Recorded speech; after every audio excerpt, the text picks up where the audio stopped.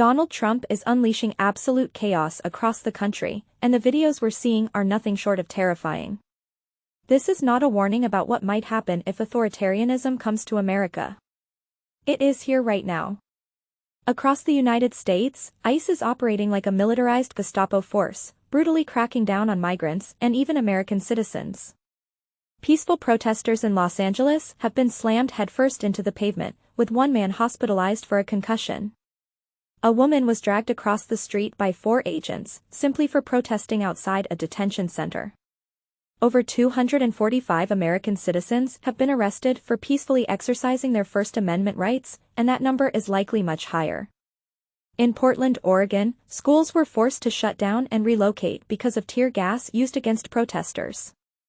Nurses were shot in the face with pepper balls, veterans were tackled, and ordinary Americans were choked by chemical weapons, in their own neighborhoods. And it's not just protests. ICE raids are now targeting workplaces, like the granola bar factory in New York where 70 out of 150 Hispanic workers were detained and taken away in white vans, leaving families terrified and children wondering if their parents will ever come home. These are hard-working people, many of them legal, with no chance to retrieve IDs or prove their status before being hauled off. In Chicago, an elderly man selling flowers on a street corner was arrested by ICE agents, one of whom wore a gold Trump pin on his uniform. That is a blatant violation of the Hatch Act, which bans partisan political messaging during federal enforcement actions. In North Carolina, ICE agents armed with long guns grabbed a man in a courthouse crosswalk, just minutes after a jury found him not guilty.